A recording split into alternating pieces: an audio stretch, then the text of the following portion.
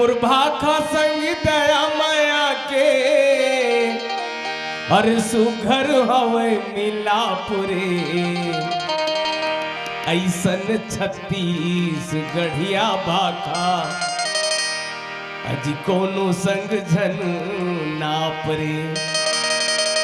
ये छत्तीसगढ़ नहीं पूरा भारत के युवा मन के संगवारी विवेकानंद महाराज जी शिकागो सम्मेलन में अंग्रेजी में प्रश्न करे उत्तर दे हिंदी में।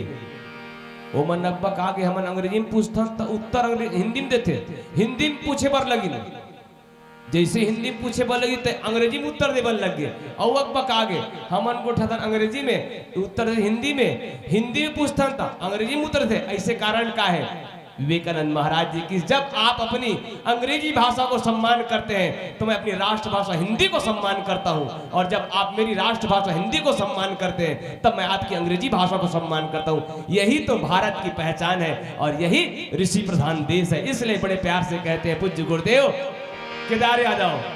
मुरभाखा संग दया माया के अरे सुघर हवे मिलापुरे ऐसन 36 गढ़िया भाखा अजी कोनो संग झन नापरे।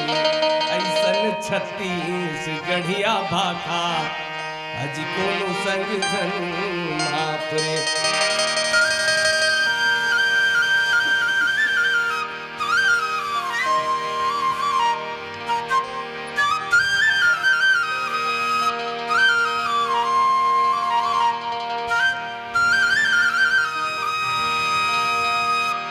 मुरभाखा संग दया माया के मुरभाखा संग दया माया के सुघर हवे मिलापुरे ऐसन 36 गढ़िया भाखा